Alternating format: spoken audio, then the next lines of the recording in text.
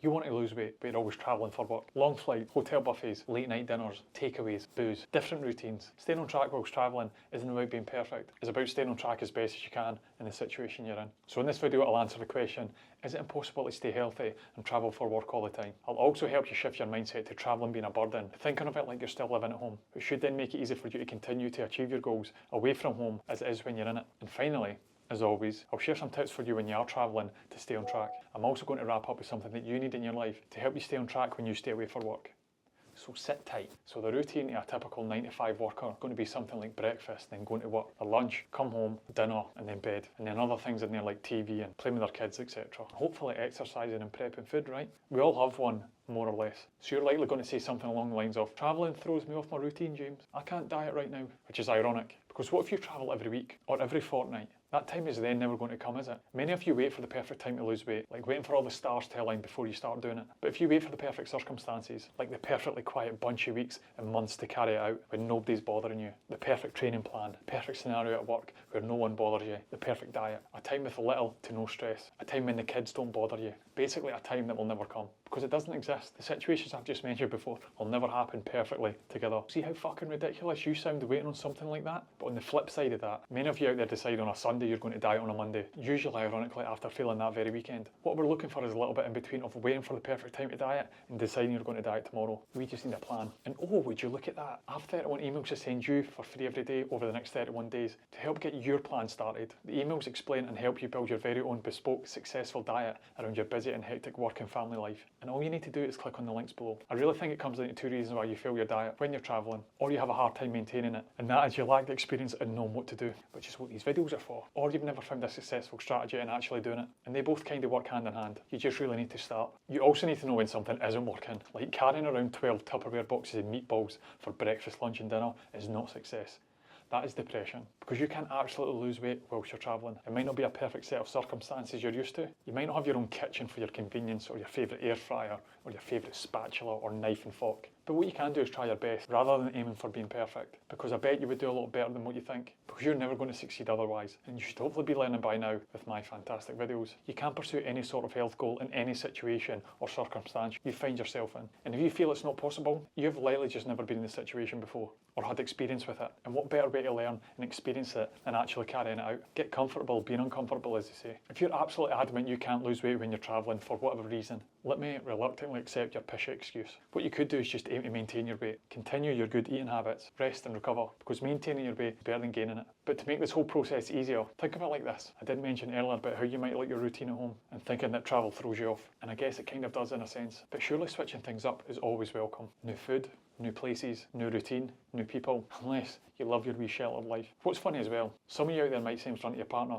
I can't stand travelling, it's a nightmare, I'll miss my family. But some of you secretly love it because you are away from your family. You actually get some time to yourself. You might get away from your wife's boring food in your opinion, which you contribute zero to, and then you get loose a wee bit. The shackles come off. And I worked in the telecoms business for over a decade. I've seen some of you 9-to-5ers out there in the big cities. You fucking love travelling with your ties around your head and untucked shirts. I worked with a guy who signed up for a 5-a-side football tournament for the company I worked for. He turned up wanting to win because he was competitive like that. And the other 7 blokes who turned up with him said, I don't even like football. I'm just here to get away from my family and have a night out. They didn't even bring football boots. Mental, right? They did not win the tournament, by the way. But isn't it about time you rein that attitude in a wee bit and tidy yourself up? And we can do that for free, by the way, with my emails I made for any dad out there with a busy 9-to-5 job where they feel it's impossible to get in shape. All you need to do is click on the link in the description. But anyway, back to my point. I can't really think of a life where I would want to be away from my family. But travelling for work is basically just like being at home if you think about it. You potentially could cook your own food if you find a place to self-cater. If not, you just go out and buy food if you've nothing where you live, which is literally what you do when you're in the house. And then when you go out to a restaurant, the only difference is someone else is cooking it for you. And the other big difference is your kids aren't there to cause havoc and ruin your night. And when you travel for a couple of days, it's just a combination of these things that are happening constantly over a period of time. Crazy stuff, right? And guess what? A holiday is the same, except it lasts for a longer period of time, 7 days typically.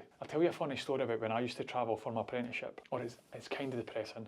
But we were given £80 a day to spend on food. It was that much money. What I used to do is buy tubs of rice and peanut butter and tubs of protein and bring them back home with me to then use them when I got home. Smart thinking, right? Anyway, I deal with crying and moaning on a daily basis with my 5-year-old and 3-month-old. So I'm well prepared because I can hear you through the screen with your loaded excuses about how difficult it is for you to hit your goals whilst travelling. Well, don't you worry, because what's coming next is a bunch of tips and advice on how you can stay on track whilst travelling. First one, when you book your hotel or you're asked about one, pick a self-catering one if you can, because people who meal prep and cook their own food have a better chance of staying healthy. The next one is doing a bit of planning ahead. If you insist on eating out or having to eat out with your bosses and whoever else, just in case if you're trying to impress someone you know, just try and map out the restaurants so you can then plan ahead some of your meals and then plan the rest of your day around it. And if you're tracking calories, just make a decent guess of what you've ate and then also map out gyms. If there's bizarrely none, look out for some places you can go for a walk or a run. And to address drinking, my opinion, I would just avoid it. I've honestly never understood people who can booze and then go to work the next day. I would be living a nightmare if I had to do that, because drinking booze then leads to drinking more booze or buying that takeaway you had no intention of having. But if you do insist on drinking, you can be smart with your booze choices, like buying a double vodka with a diet mixer and drinking that slowly all night, or bottled light beer for example. Despite the massive drinking culture in the UK,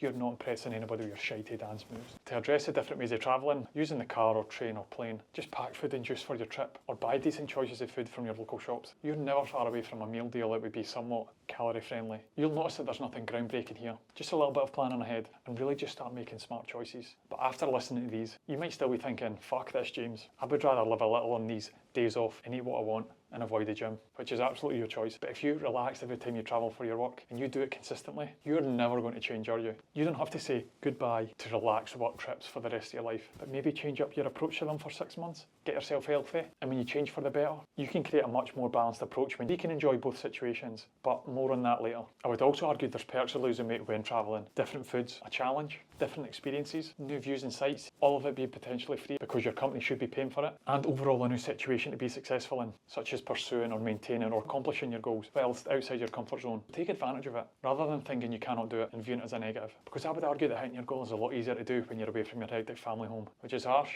but it's true. All this travelling is perceived to be a minor inconvenience over 12, 24 or 40 hours, however long it is, but it should really be viewed as a challenge that really is quite easy to overcome if you put your mind to it. Because once you nail this, dieting becomes infinitely easier, because you can then do it in any situation. And this overall challenge is made easier when you approach life with a bit of balance, because all that you really need when you're travelling is a balanced mindset. We all know that we shouldn't be ordering takeaways, drinking booze all the time, having poor sleep, having 3 plates at the buffet. These are all not ideal for us, but most of you really don't know any better, do you? And that is likely because you don't really know what feeling good feels like. So instead of going on these trips with the mindset of, I'm going to eat everything at the breakfast buffet and the dinner buffet, pints with the lads, staying out in Pop World until 3 AM in your fucking 50s, doing as little as physically possible for the whole duration, takeaways for lunch. We need to change that ever so slightly, because as amazing as the above sounds, all day every day, to get different results, something has to change. Otherwise, you're an idiot and your health is going to pay for it. So finding balance where you can enjoy both should be the goal, rather than taking the piss and going all out, because it hasn't got you much success up until now,